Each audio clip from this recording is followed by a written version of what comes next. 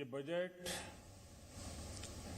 100 साल की भयंकर आपदा के 100 साल की विकास का नया विश्वास लेकर आया है। ये बजट अर्थव्यवस्था को मजबूती देने के साथ ही सामान्य मानवी के लिए अनेक नए अवसर बनाएगा। ये बजट मोर इंफ्रास्ट्रक्चर, मोर इन्वेस्टमेंट, मोर ग्रोथ और मोर जॉब्स की नई संभावनाओं से भरा हुआ है। और एक नया क्षेत्र और खुला है और वो है ग्रीन जॉब्स का। ये बजट तत्कालीन आवश्यकताओं का भी समाधान करता है और देश के युवाओं के उज्जवल भविष्य को भी सुनिश्चित करता है।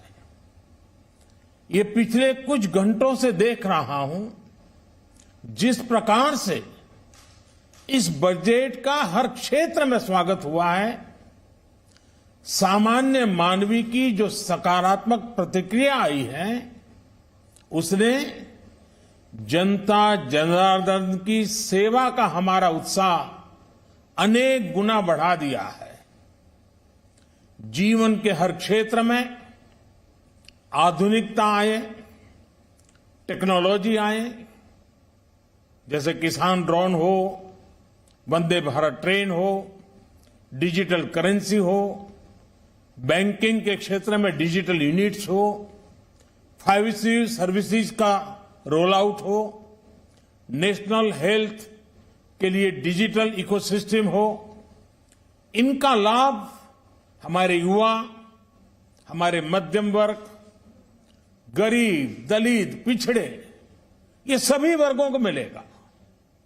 इस बजट का एक महत्वपूर्ण पहलू है गरीब का कल्याण। हर गरीब के पास पक्का घर हो, नल से जल आता हो, उसके पास शौचालय हो, गैस की सुविधा हो, इन सभी पर विशेष ध्यान दिया गया है। इसके साथ ही आधुनिक इंटरनेट कनेक्टिविटी पर भी उतना ही जोर है। जो भारत के पहाड़ी क्षेत्र हैं, हिमालय का पूरा पट्टा, जहां जीवन आसान बने, वहां से पलायन ना हो, इसे ध्यान में रखते हुए भी नई घोषणा की गई है। हिमाचल, उत्तराखंड, जम्मू कश्मीर, नॉर्थ ईस्ट ऐसे क्षेत्रों के लिए पहली बार देश में पर्वतमाला योजना शुरू की जा रही है।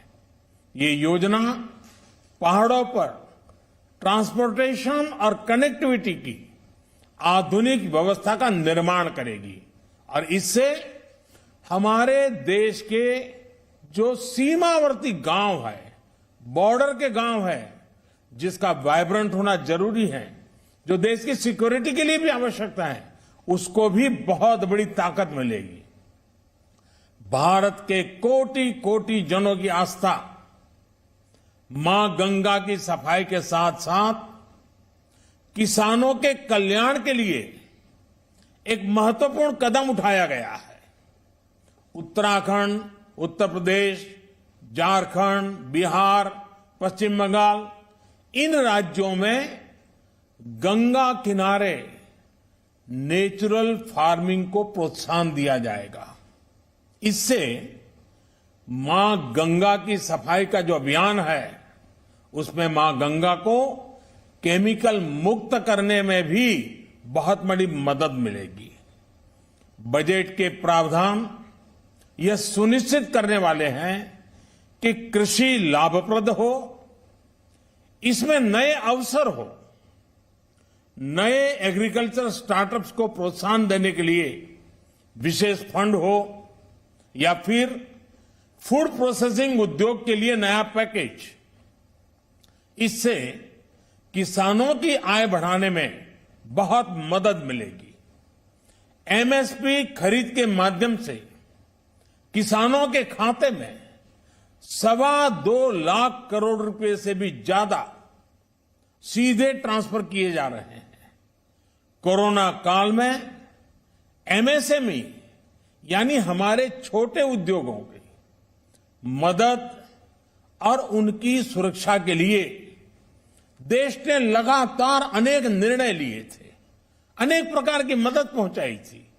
इस बजट में क्रेडिट गारंटी में रिकॉर्ड वृद्धि के साथ ही कई नई योजनाओं का ऐलान किया गया है।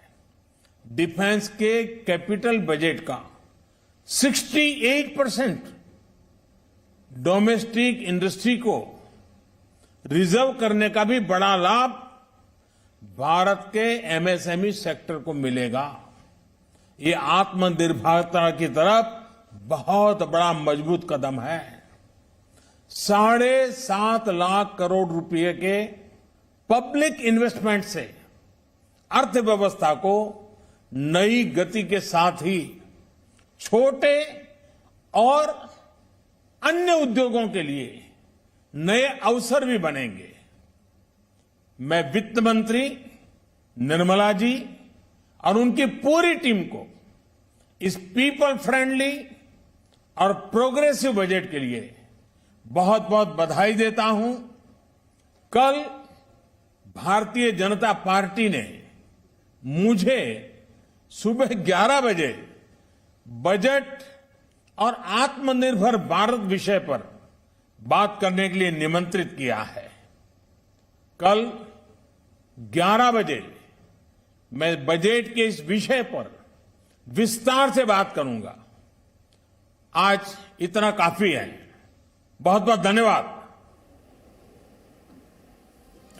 तो प्रधानमंत्री ने कहा कि मैं इस बजट के लिए वित्त मंत्री को बधाई देता हूं कि कोरोना काल में इस वैश्विक महामारी के बाद भी जिस तरीके का बजट उन्होंने पेश किया है, जिसमें सभी बातों का उन्होंने जिक्र किया, इंफ्रास्ट्रक्चर का जिक्र किया, जहां पर समावेशी विकास का जिक्र किया, डिजिटल करेंसी का जिक्र किया, अर्थव्यवस्था को मजबूत करने वाला यह बजट है और तमाम इसमें वर्गों का ख्याल रखा गया है। रोजगार की अपार संभावनाएं हैं।